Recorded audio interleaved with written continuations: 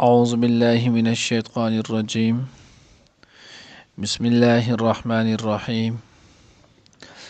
فليقاتل في سبيل الله الذين يشرون الحياة الدنيا بالآخرة ومن يقاتل في سبيل الله فيقتل أو يغلب فسوف نؤتيه أجرا عظيما وما لكم لا تقاتلون في سبيل الله والمستضعفين من الرجال والنساء والولدان الذين يقولون ربنا أخرجنا من هذه القرية الظالم أهلها واجعل لنا من لدنك وليا واجعل لنا من لدنك نصيرا الذين آمنوا يقاتلون في سبيل الله والذين كفروا يقاتلون في سبيل الطاغوت فقاتلوا أولياء الشيطان إن كيد الشيطان كان ضعيفا. ننني درس کې ان شاء الله العزیز سورة النساء پارا نمبر 5 رکو نمبر 10 آیات نمبر 74 75 76 درې آیاتونه چې نه هغه به ویلې کېږي. ما قبل سره ربط او مناسبت هغه انتهایی آسان دی. دینه مخکې چې نه هغه تیز شولو چې خلک وایي چې یا الله مونږ کامیاب شو بیا به دوی افسوس او دا به کولو چې مونږ کامیاب شوی په کامیابی لوی سره. نو الله وایي د دغې لوی کامیابی ذریعه د هغې د حصول اسانه ذریعه او لاره دا ده چې جهاد فی سبیل الله چې دی نو هغه کوئ. وایي که چېرته جهاد فی سبیل الله نه وی نو د کافرو به مسلمانان پخوا چې دی نو هغه تسنی وسنی کړو. دا خو جهاد فی سبیل الله چې دی نو هغه برکت دی چې په دغې په وجه باندې کافر چې نو هغه په مسلمان باندې په زړورتیا سره چې دی نو هغه نشي راتلی. بیا د جهاد حکم نو دا چې کوم ملک کې څوک اوسېږي او په دغه ملک باندې چې دی نو هغه څوک غیر کافر چې دی نو هغه حمله وکړي نو د دغې ټولو خلکو باندې بیا د جهاد فرض دی. په دې کې بیا د ښځې خاوند د ښځې نه مور پلار د اولاد چې نو د هغوی نه اجازه اخیستو ته ضرورت نشته. دا فرض حکم دی او فرض حکم کې چې نو هغه بیا اجازت ته ضرورت دی. لکه سړی بالغ شي او د باندې منځ پره شي بیا د دې د اجازت اخیستو ضرورت نشته. روژه به پره شي بیا د دې د اجازت اخیستو ضرورت دا نشته. که چېرته چې نو هغه دا نه او ګاونډ کې چې نو هغه بل مسلمان ملک باندې چې نو هغه د قشانتي حمله دا شي نو بیا په دغه صورت کې د دې حکم چې نو هغه فرض کفایه دی. نو بیا فرض کفایه دی دا غزي خلک چې نو هغه ول کافی نور ټولو خلکو ذمه چې نو هغه فارغ شول او کاغذي خلک ول چې نو کافی نه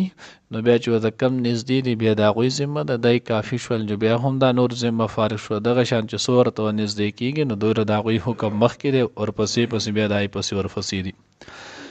جهاد فی سبیل الله کې الله رب العزت کوم مقام او درجه ور کوي قران کې چې نو هغه زو پر ورسته بم راشي. الله وایي چې نو دغه مجاهدین چې کم الای کلمت الله د بره پر سر فیکار دي دا او هغه کسان چې کم د جهاد نشاته پاتې شي دا دواړه برابر نشي کېدی. بل حدیث مبارکه کې راځي چې دا هغه مفهوم دی جنت کې چې نو هغه سل درجات دي او د شهدا او د ټولو نه اعلی درجه چې نو هغه به د شهدا او چې نو هغه. بل حدیث مبارکه کې راځي وی کم سړی چې نو هغه جهاد فی سبیل الله ونه کړلو او نه د دغه چې نو اراده یې کړې دي دا سړی کمړ شو نو د چې نو هغه ماته الا شوبت النفاق نه منافقت په علامت باندې چې نو هغه مړ شولو. نو دیو جن د هر مسلمان پر وړه کې بدا جذبه کچر د مونږ ته موقع صحیح جهاد رااله نو مونږ الای کلمت الله د پاره چې نو هغه به جهاد کوم. نو کم سړی چې د غنیت او اراده او دی بیا په خپل کټ باندې مړ شولو نو دته به هم الله جل جلاله د دغه چې نو هغه شهادت فی سبیل الله چې نو اجر او ثواب ورکړي په شرط د دې چې د زړه په صدق باندې چې نو هغه غوښتلی. او دا شان حدیث مبارکه کې راځي په ورځ د قیامت چې نو هغه خلک هغه کسان چې هغه په خپل کټ یعنی په کور باندې نو هغه په خپل طبي مر باندې مړی او د په ورځ د قیامت چې نو د شهدا او مرتبه او درجه ته وګوري نو دوی تمنا کې افسوس وکړي چې کاش زمونږ دا وجودونه چې نو دا په قنچې باندې دنیا کې پرېښ شوی وي خو چې دا مقام او دا درجه مونږ ته حاصله شوی وي. نو جهاد فی سبیل الله دا د الله د طرفه لوی حکم دی. الله رب العزت چې نو عافیت باندې راکړي او که شرط حقیقي جهاد چې نو اغرالو نو پای کې بیا دریغ نه دی کول پکار او په صدق دل سره چې نو هغه په رښتینې زړه سره د الله رب العزت نه چې نو د شهادت مرګ د هغې دعا چې دی نو هغه کول پکار دی. جا قصه چې نو هغه نه یو څه کس چې نو هغه وایي حج له تلم نو په صدق دل سره چې نو هغه به غواړي اصل لطیفه شان ده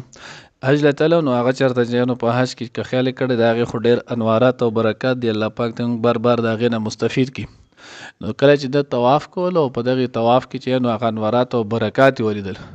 نو جذبه کې رالو. نو چې کله په جذبه کې رالو نو یا الله زه خو د دې ځای نه واپس نه ځم ماله خو هم دلته مرګ راکړي. اوس چې کله دغه جذبه دا وشوه نو دلته خلک بیا دوره ګرځېدو عادت نه د چې کله طوافونه ورسه کړي دي بیا ولې تبه راغلی ده چې تبه راغلی نه د خیال دا شو چې کسو رښتیا مرم چې بیا واپس راغلی دی طواف چې دی نو هغه یې کړی دی طواف سره چې نو هغه مطاف کې ناست دی یا الله ته د پته زه خو غولخور یم ما چېرته رښتیا مې دلته مړ نه کړي. نو زه یم چې په صدق دل سره الله رب العزت نه چې نو هغه غوښتل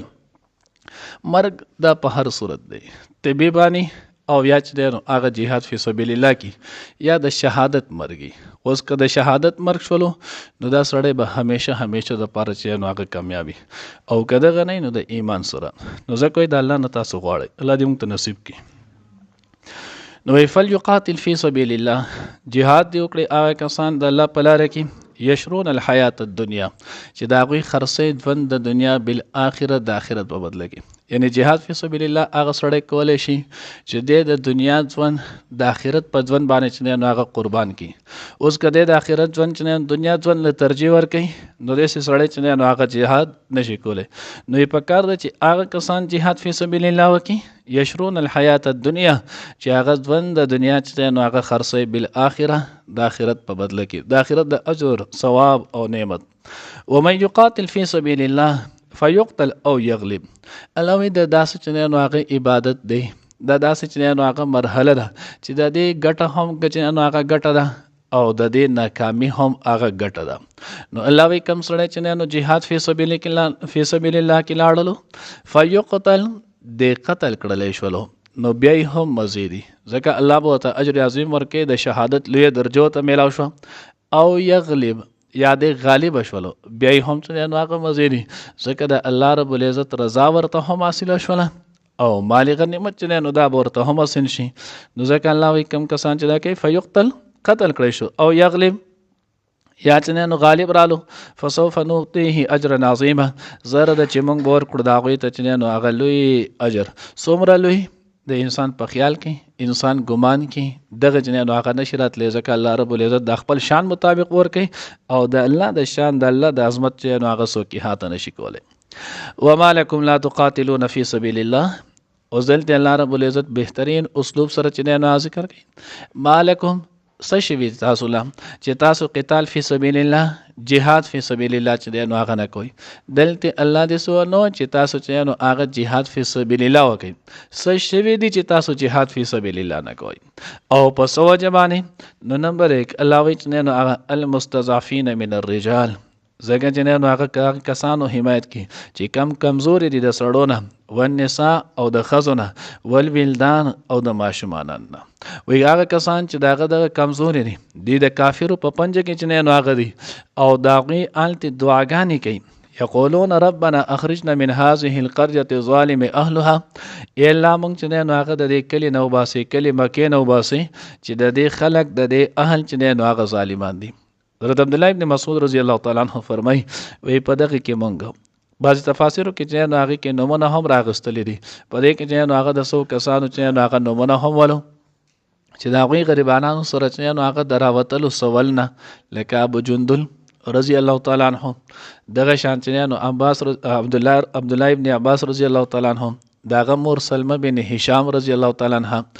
دې سندا کسان چې دې دلته راتلې هم نشولو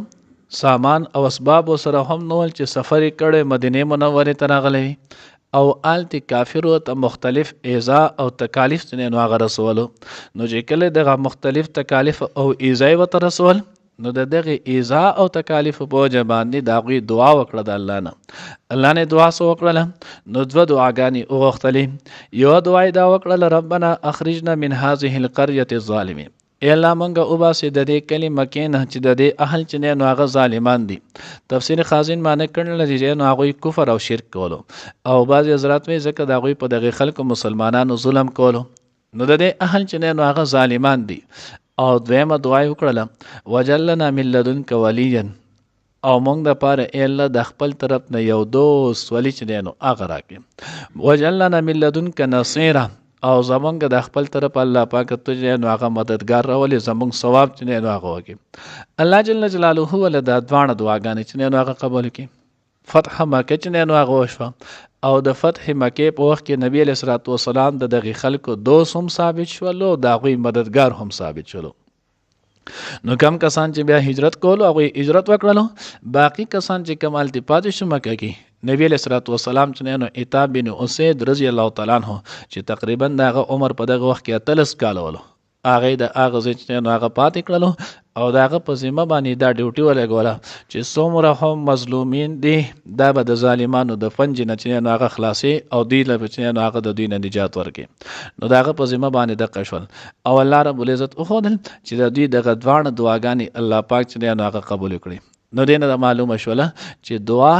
د لوی تاثیر چې نو هغه لري، او خصوصا په مصائبو کې چې کله انسان بالکل په مصائب او مصیبتونو کې گیر شي ارتاو شي، په دې وخت کې چې دا انسان څومره هم دعا کوي دا په خلوص سره کوي،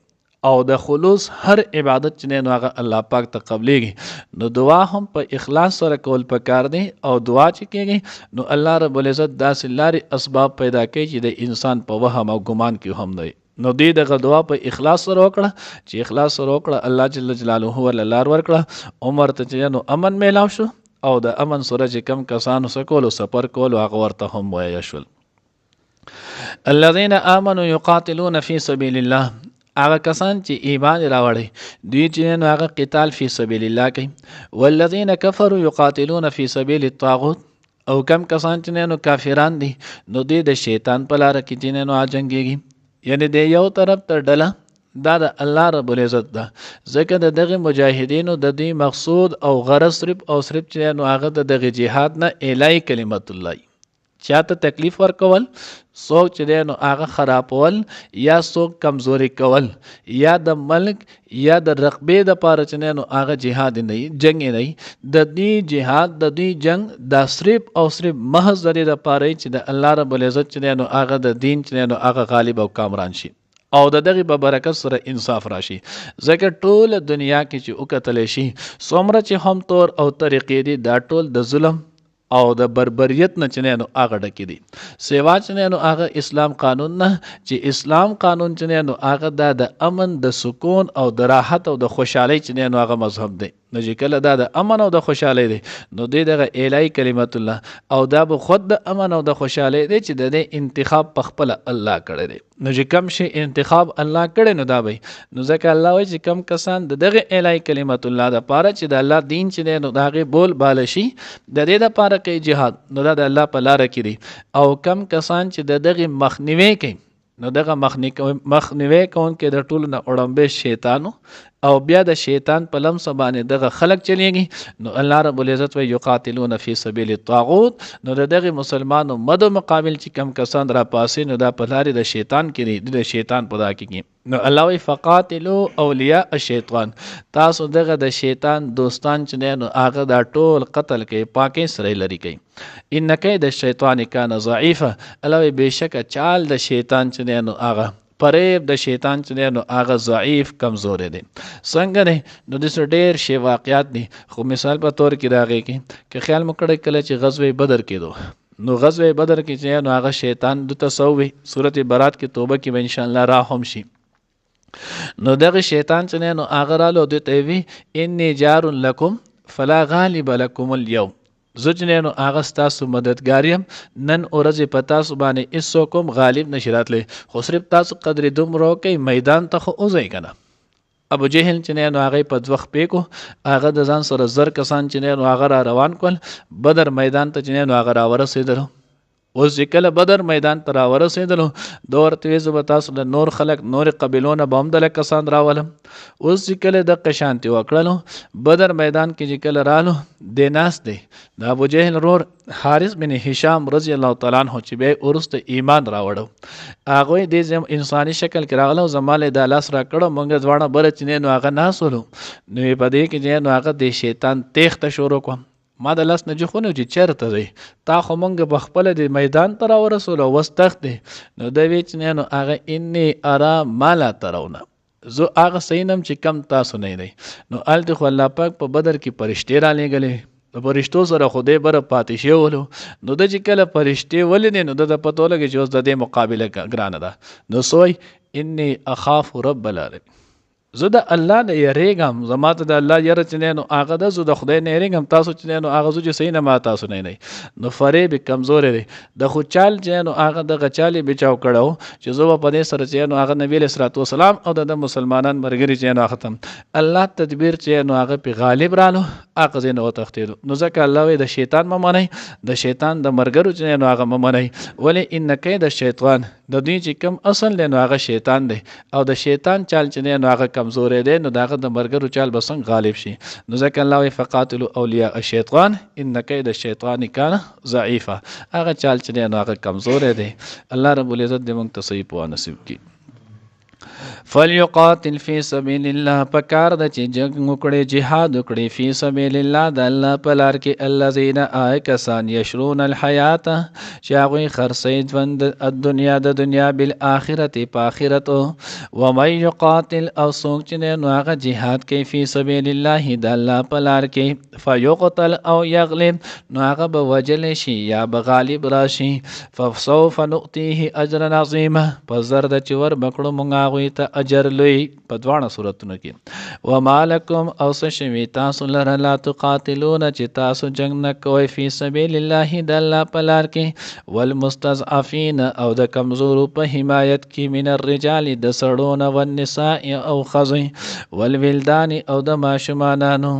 الذین هغه یقولون چې وایي ربنا ای زمونږ ربه اخرجنا وباسئ مونږ لره من هذه القریة د دې کلي نه اهله الظالم اهلها چې ظالمان دي د دې اهلو وجعل لنا او جوړ کې زمونږ د پاره من لدنک د خپل طرف نه ولیا دوست وجعل لنا او جوړ کې زمونږ د پاره من لدنک د خپل طرف نه نصیرا مددگار. الذين آکسان آمنو چې مؤمنان دي یقاتلون هغوی جنګیږي جهاد کوي فی سبیل الله په لار د الله کې والذین او آکسان کفرو چې کافران دي یقاتلون د هغوی جنګیږي فی سبیل الطاغوت په لار د شیطان کې فقاتلوا اولیاء الشیطان نو پس تاسو ووجئ قتل کړئ دوستان د شیطان ان کید الشیطان بېشکه چال د شیطان کان دی ضعیفا کمزوری. فلیقاتل فی سبیل الله پس پکار د چې وجنګیږي د الله په لار کې الذین کسان یشرون الحیات الدنیا چې هغوی خرڅوي ژوند د دنیا بالآخرت په بدله د آخرت کې ومن یقاتل او څوک چې جنګیږي فی سبیل الله په لار د الله کې فیقتل نو هغه به ووجلی شي او یغلب یا به غالب راشي فسوف نؤتیه په زر ده چې وربکړو مونږ هغه ته اجر عظیمه لوی.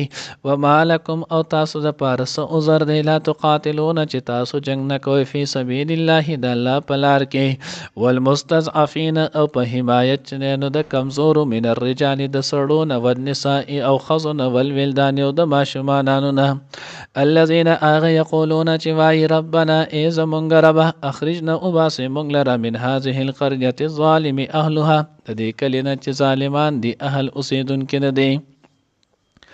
وجعل لنا او جوړ کې زمونږ د پاره من لدنک د خپل طرف نه ولیا څوک دوست وجعل لنا او جوړ کې مونږ د پاره من لدنک د خپل طرف نه نصیر مددگار. الذین هغه کسان آمنو چې مؤمنان دي یقاتلون د هغوی جنګیږي فی سبیل الله په لار د الله کې والذین کسان کفرو چې کافران دي یقاتلون د هغوی جنګ کوي فی سبیل الطاغوت په لار د شیطان کې فقاتلوا اولیاء الشیطان نو پس تاسو قتل کې دوستان د شیطان ان کید الشیطان بېشکه چال د شیطان کان دی ضعیفا کمزوری.